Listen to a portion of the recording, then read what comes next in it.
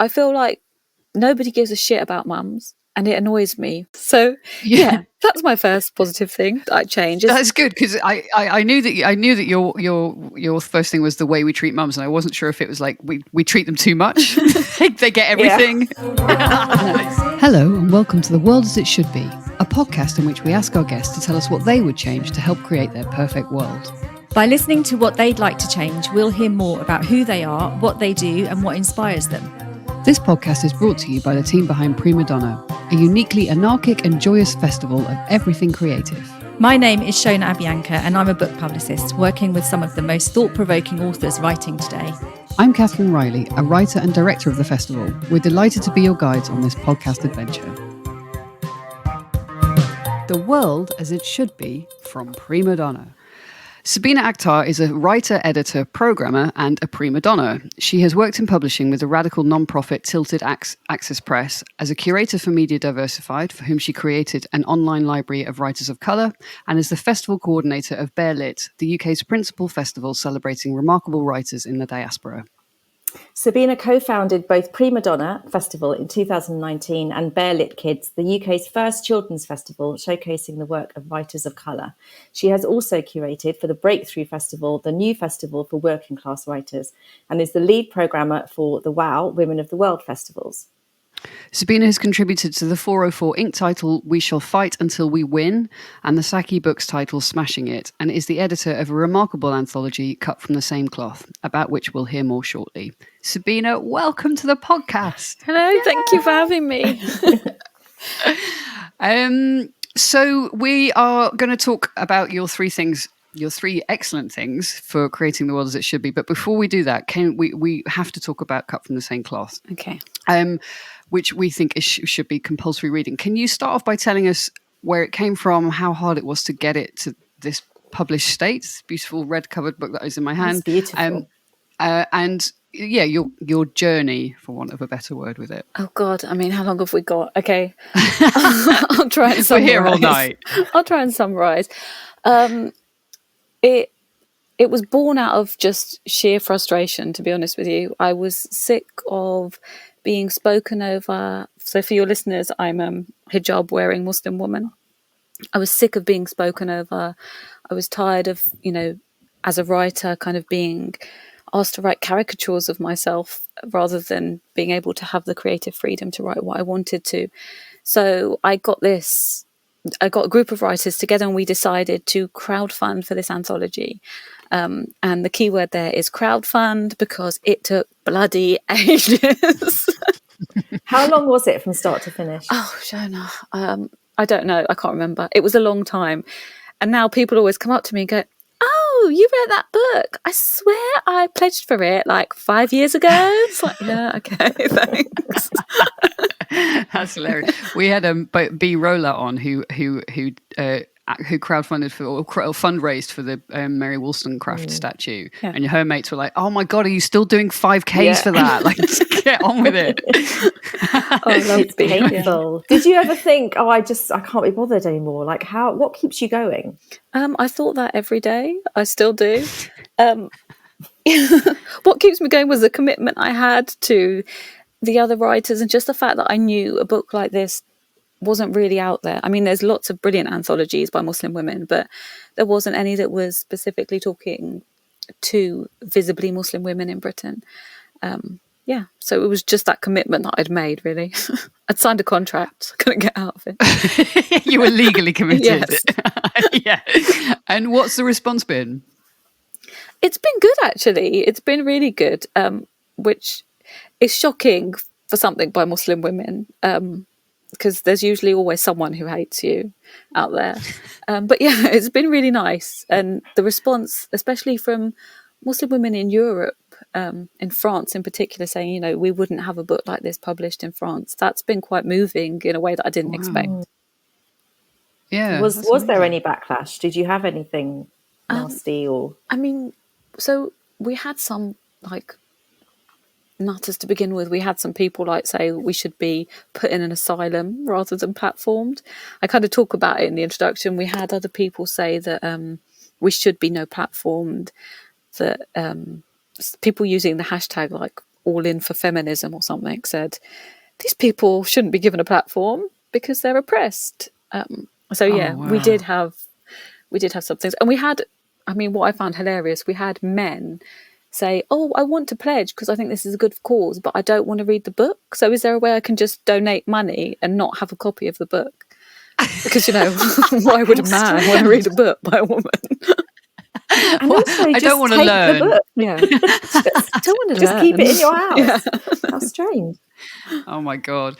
So that kind of speaks to what your like wider experience that you talk about in the chapter that you wrote in the book, which is also, I was going to say performed it. Wow, you didn't perform it, you read it out. But it was really deeply moving. And so it was a kind of sneak preview of the book, because you read it at WOW in 2020, just before the pandemic. Yeah. And the book came out a bit later than that. But you talk in that chapter about those kind of not just microaggressions, but just aggression, like a constant aggression. And I remember watching you on the stage, and also because you got upset when you read it, I really, really had to stop myself coming up and giving you a hug.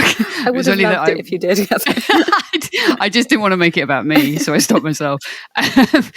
But yeah, it really revealed to me in a way that first person experience only can, like that experience of just being in your shoes and having people make judgments and have opinions about you based entirely on their assumptions about what clothes you're wearing and how you present yourself. Yeah. How do you deal with that, moving through your life every day? I don't know. I guess, I mean, for lots of people, for many different reasons, sometimes your existence is politicized. Sometimes just you walking out the house is a problem for people. You existing, you being in a relationship with whoever you're in, there's multiple different reasons. And so you just get on with it to a certain extent. And what's weird is that I got upset when I read that piece, and I wasn't expecting to, but I was heavily pregnant at the time, so that... You don't have to explain it. That fed into it, but it also it made me think, God, this is probably affecting me more than I realised, because you just kind of absorb those traumas as you go along. But yeah, this has been a fun podcast so far. Don't worry, we'll get to the lulls. Do you spend much time on Twitter? Yes. More. How is that too for your much mental time? Health? Yeah, I spend too much time on Twitter, to be honest. It's because I'm a mum of 4 and I don't get to go out, so it's my only socialising. But also then you can hide and say mum's working and just be on Twitter. That's what I do. Well, I'll be on my phone on Twitter and tell the kids to get off their phones. That's how bad it is. Although for me as well, I do get loads of work because of Twitter. I've had loads of opportunities arise because of Twitter, so it's a double-edged sword for me. It's just the rabbit hole, isn't it? It's knowing when to get off it and then realising 15 minutes is gone. Yeah. But yeah, you're obviously doing it wrong, Shirley. You need to be doing it more like Sabeena. how's that? I don't know. Hours. That's a panel for next year's festival. How long do you spend on Twitter? Let's have a competition. Doing it right. Twitter, doing it right. Do you have any other writing projects now that this book is out there in the world that you are willing to share with us on the pod? No. I mean, yes, but also no, because I'm not writing it right now. So I'm just... Is it non-fiction or fiction? So I'm working on a fiction book. And when I say working, I use that term very loosely because... You're thinking about it. As all writers do. I'm not actually doing any of the writing right now because life gets in the way of that. But yeah. So is it for adults? Is it? Yeah, so it's... Adults or younger? It's a fictionalized kind of feminist retelling of the partition of India. Oh my God. I'm going to grill you about this. Yeah, okay. But Catherine knows about it, but like no one else does. It's in my head at the moment. It sounds amazing. I can't wait for it to be I do actually seriously want to grill you about this. Yeah. Okay, well, we won't do it now. Okay, let's move on to your excellent manifesto for changing the world. Do you want to talk us through your first thing? Okay, well, this was actually, can I just say, this was harder than I imagined, because I think firstly, as a kind of a person from my background, there's loads of things that you want to change, like loads of systemic injustice, loads of things. Like at first I was like, yeah, let's abolish the police, let's transform everything, let's tear everything down. I thought, that's not going to make for a fun podcast. So I've tried to have a balance. Thank you for thinking of our listeners. Yeah. And of us. Yeah, I know Shona would have loved that. And also people of that. So I heard Kit, she did one on borders, which I was like, yes. And then Katrina Morton did Coriander, which was tantamount to a hate crime. I don't know how you sat through that, Shona. Oh my God. Did you hear my defense of Coriander during that interview? I could not believe it. It's the angriest I've ever seen her. Yeah. I couldn't believe it either. Like, who doesn't love how? It was a hate crime. Yeah. Sorry, Katrina. Yeah. So you are allowed to hate whichever herb you like. Yeah.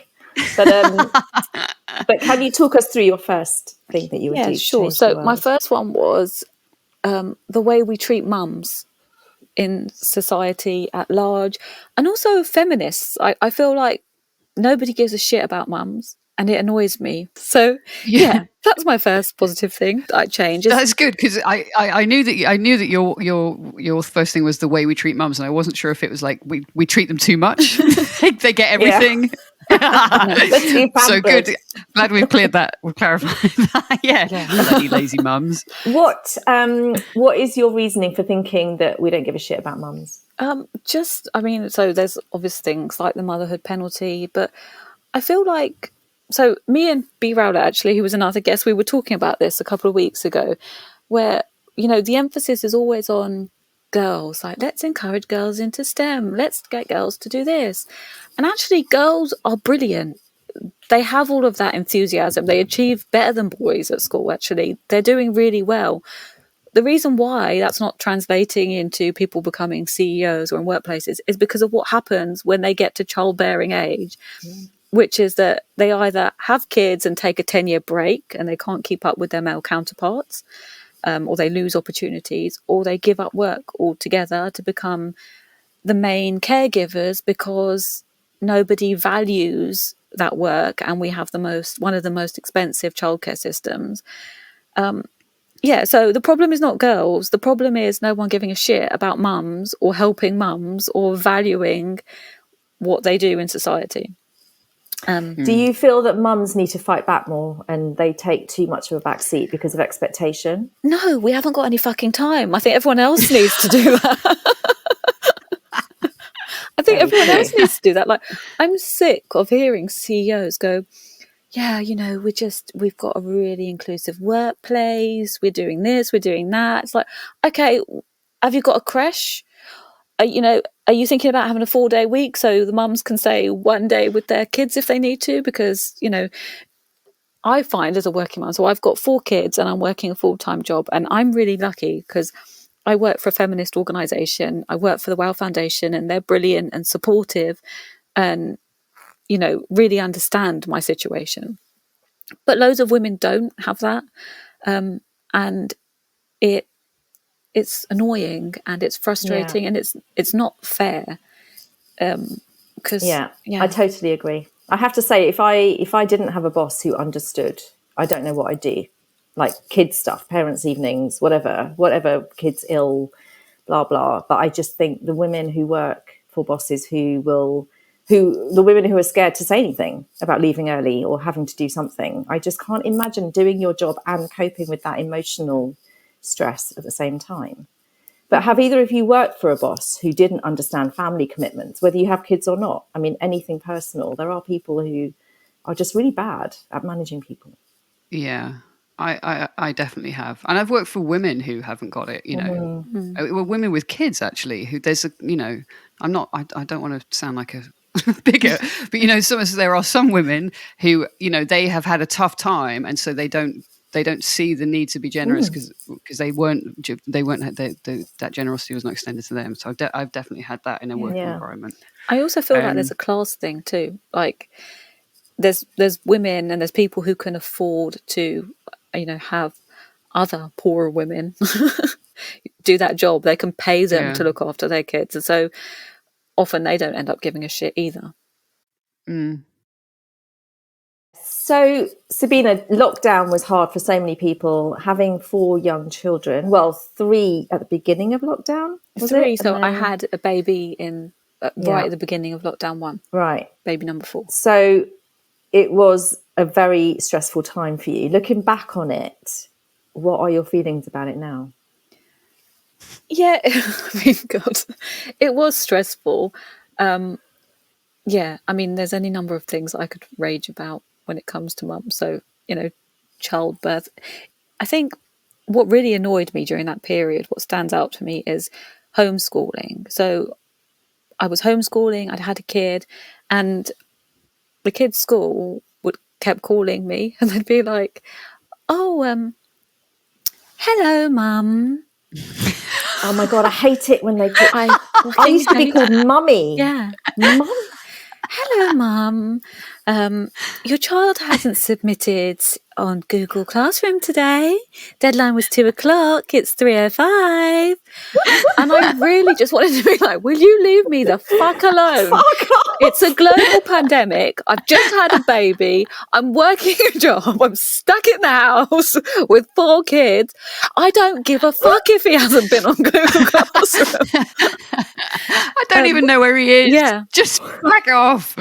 Yeah. So yeah. So did you tell them politely to stop? I did try to say, oh, I'm sorry, I was just in a meeting. I think you do have my husband's phone number too, though. Right. But they would never call him. And that would really piss me off. Like, they just think, oh, she's not got much to do, full-time job, newborn baby, like doing Zooms with a baby attached to her boob, trying to homeschool 3 others. Let's call her and be passive aggressive. Did you have help from your own mum during this time? No. So normally I would. So like in lots of Muslim cultures, Asian cultures, you get 40 days of rest after you have the baby. So usually it's the women in your family who come and kind of help you and take care of you.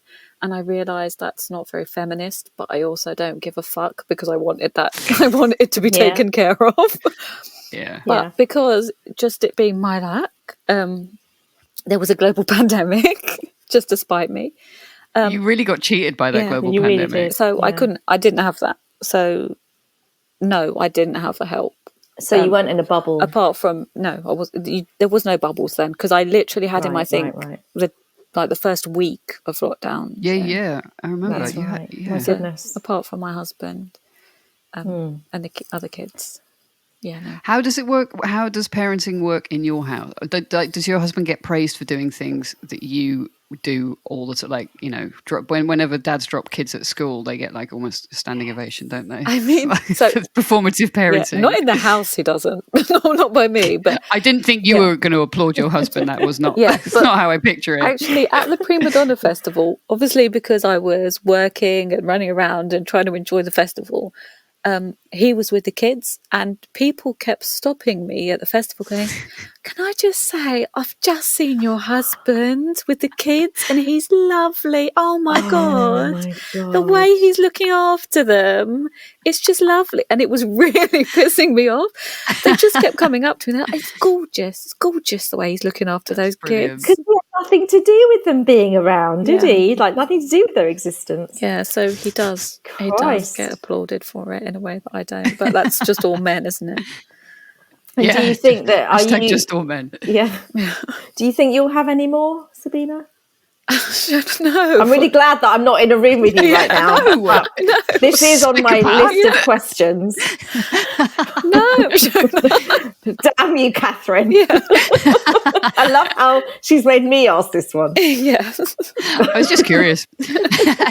Anyway, let's link seamlessly from the way we treat mums to your second choice for changing the world, which I think there's a theme emerging here. So do you want to talk us through your second one? Yeah, they are quite closely related.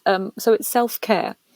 And it might not be as you expect. So I'm not advocating that we should all start practicing self-care.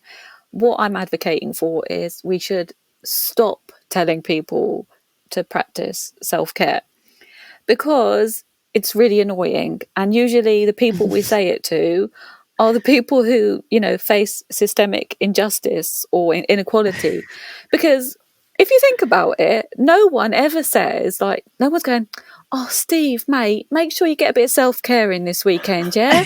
Because the world is built around Steve's well-being, you know, from the heating setting in the office to, you know, everything else in the world. Steve's doing all right. No one's telling him to practice self-care.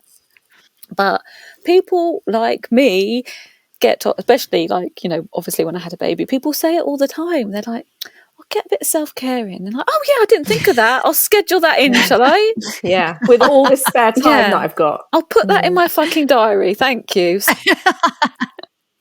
Another thing for me to do, it also takes the onus off people. It's like absolving them of responsibility. So my culture is quite community based, right? So like I said about, you know, your mum or the women in your family coming and taking care of you. I find it really like, I don't know, it's kind of a capitalist thing where it's like, instead of them saying, you know, oh, let me send food for you, or let me cook you a meal, or let me look after the kids for an hour, it's, why don't you buy yourself a fucking candle? Shut up. That's really true. Why don't you fucking buy it for me?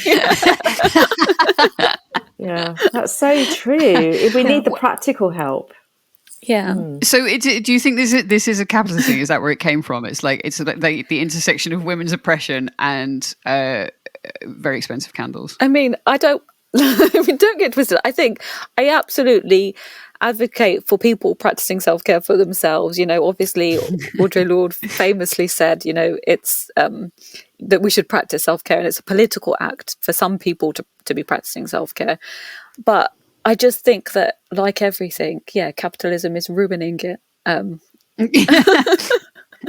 What do you say to your friends that have had babies? I mean, like if you can't be with them and actually help them physically, what would you prefer people to say to you if they can't do something? I mean, I don't know. Just send Deliveroo. Just literally send Deliveroo round. Didn't we do that? Yeah, you guys did. You guys did do that, and that was really good. That was amazing. You sent me like Just Eat vouchers, and I was like, yes, yes, this is what I need. So I would.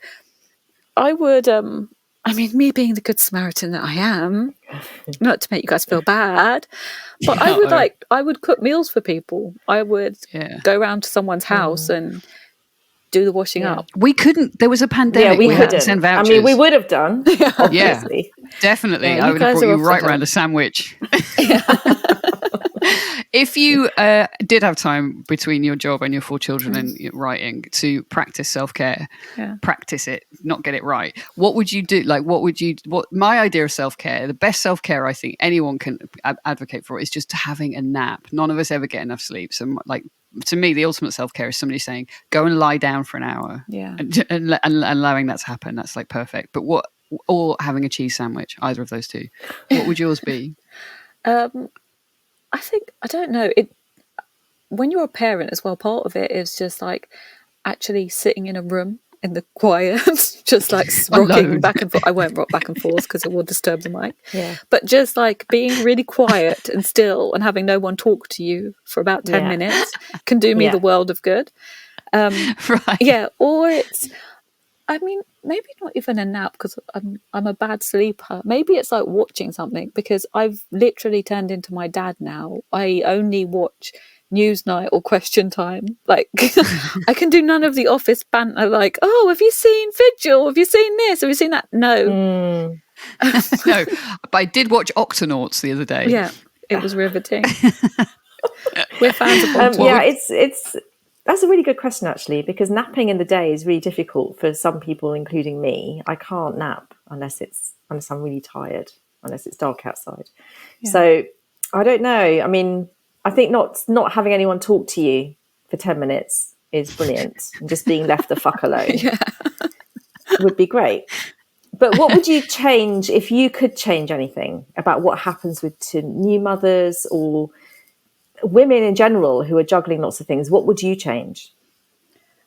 Oh God. Okay. So I think, I mean, if we're talking specifically about mothers, I think from the moment women get pregnant, they're infantilized. I mean, I've been in labour, right? And calling the midwife, telling them like I'm I know the baby's coming. I'm saying, "Are you being a drama queen? What's going on in here? Oh my God. You're being a bit dramatic." It's like, no, it's called the Ring of Fire. The baby's head is crowning. Oh my God. So I think we need to stop infantilizing women. We need to stop absolving ourselves from looking at kind of systemic injustices. Actually, why don't you start doing meaningful things like, paying towards childcare, getting a creche in your offices, doing things that would make a difference to women's lives. So often it sounds just like it really comes down to empathy. It's just not really putting yourself in someone else's shoes. I mean, yes and no. To be honest with you, like, I don't need anyone to empathise. I just need childcare to not be so expensive. Yeah. I just need, like, you need policy, you need things in place to protect you as women. And obviously for other reasons, as we're seeing in society now at the moment, we can just see that that's just not the case. People don't care. Yeah. It's that thing about childcare and the cost of childcare is so. I can't believe even as women move through, the political ranks, it's just never at the top of anyone's agenda, and it's until that changes. Women are pretty fucked. Really, it's insane. I'm reading a book. I'm working on a book at the moment, which I will talk to you later about, Sabeena. But it's by the First Lady of Iceland, and it goes into a lot of the Scandinavian childcare policies, and it's just mind-boggling about why it should be so different over there. Yeah, and it just doesn't make any sense. They do make it a lot easier for women. It's not perfect, but it's so much easier. Yeah. So I don't know. What do you think? Why is the reason, do you think, that we just don't have those little changes here? I will say about, the Scandinavian thing, I will say as well, that's for a certain group of women, right? So, Right. It's easy for me to say, oh yeah, Scandinavia's got it made. But also, I don't know what it's like for a Muslim woman. I don't know if I went and landed in Scandinavia, what my experience would be. Yeah, I'm not sure. From what I've read, Yeah. it's the policy of how old a certain child is. And, so I'm not sure about that. But yeah, that's a good point. They've definitely got, I think they definitely do things better than we do here. But it's just about, I don't know what it is. Maybe it's this whole capitalist thing again. It's just like, let's fleece women for whatever we can get. Let's make them pay for stuff. And it's gotten worse with childcare, by the way, since the pandemic happened. So loads of nurseries now, they make you do minimum 4 days if you want to put your child in a nursery. Really? Because they're trying to recoup losses from when no one had their kids in nurseries. Wow. So I guess some women are actually paying for time when their children are not even in the nursery. Yeah, they might That's not need terrible. the child to be in that long. Well, I'm going to actually move seamlessly on because that makes me angry. So can you talk us through your third thing? Yes. So these are all related, you might see. So the third thing is having a space to rage as women in society. There's nowhere to rage. I get really, I don't know if this is just me. I'd hope you two have this too, but I get really angry about things.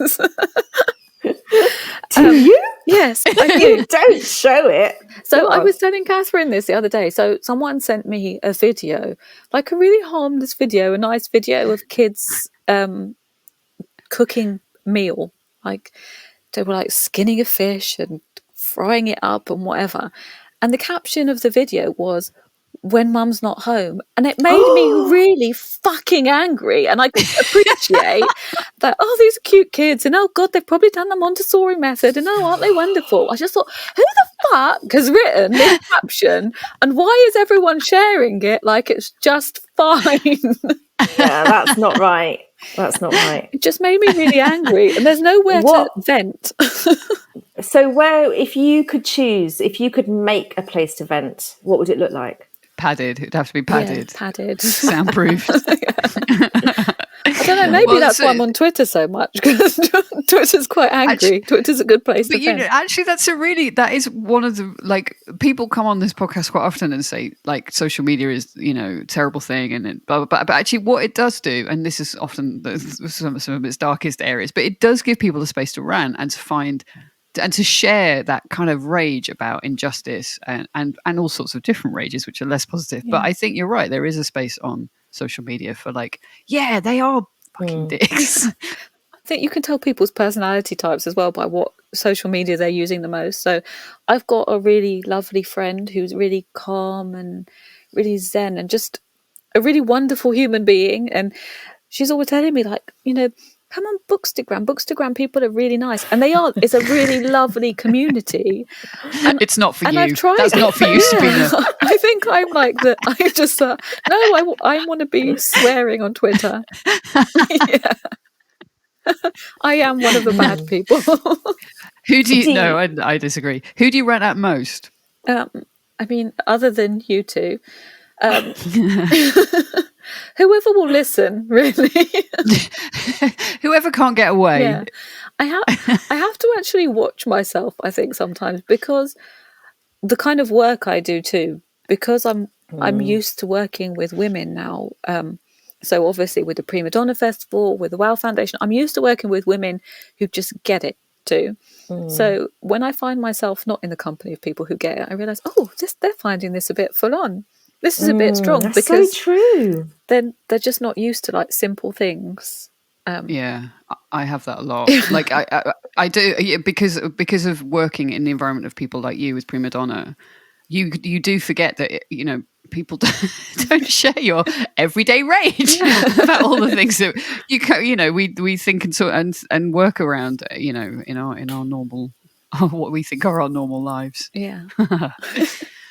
How helpful are your girlfriends, women that you work, you know, for how helpful is that kind of community of like-minded people? It's everything, and I think I really missed that in the pandemic. I really missed women. I really felt that. I missed the company of women. I missed just having them around, being able to have that space. I probably took it for granted a lot more. And now I've realised how much it means to me. It's it's a way of it means something, doesn't it, to be with like-minded people and not have to caveat or explain everything. Yeah, it's so true. And I think it really was, when it was taken away, a lot of us realised how important it was. Yeah. What is the best rant you've ever seen on Twitter or heard in person or made yourself? Oh, Shona, this is a hard question. Good question. I mean, is there one that you're proud of? Oh, God. I can't think of anything off the top of my head. I rant all the time. You do, but we love it. Yeah, or is there a rant that you've seen, you're like, God, I wish I'd done that? You know, when you read a book and you're like, I wish I'd written that. Oh. Yeah, or when people are really, really angry, but they stay articulate. Yes, you know, like when I'm really, really, if I'm so angry and so upset, like I'll just become incoherent, or I'll start crying, and then that really frustrates me because I totally lose my point and any gravitas I may have had in the beginning of the and it just makes us laugh. Yeah. You laughing at my tears. But when people can be like livid and incredibly like laser-like in what they're saying, I find that so impressive. It's very powerful. Yeah, that is impressive. I can't think of any. I should have had examples of this. Yeah, sorry. Or is there a rant that you're proud of? Has anything you've done, not on Twitter necessarily, but has changed something? Even if it's at home, a tiny domestic thing, or... Okay, well, I'll tell you a recent one. So not a rant so much. It was more menacing, probably. This weekend, I worked all weekend, and then I took my kids to a swimming party, and then their friends wanted to come back home with us. And I basically, from like 6 o'clock in the morning till 8 o'clock in the evening, did not stop.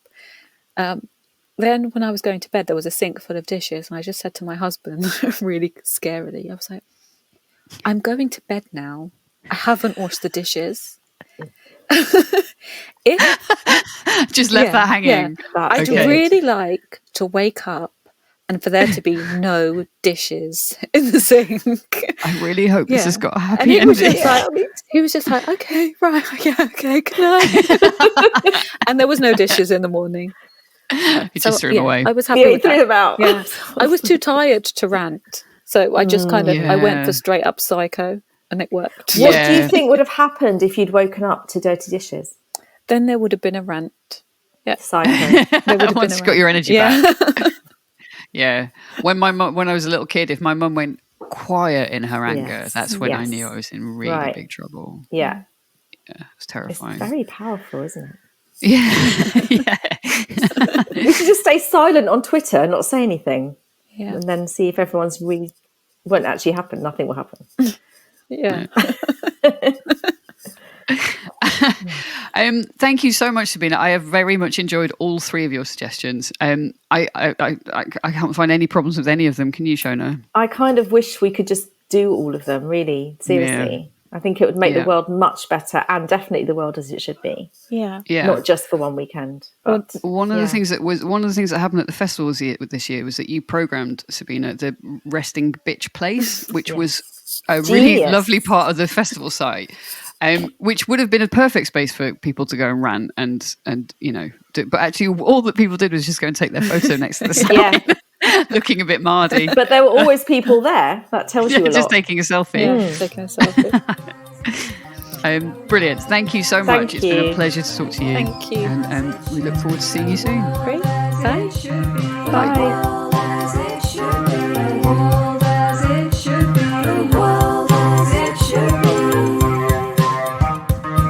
The World as It Should Be from Primadonna.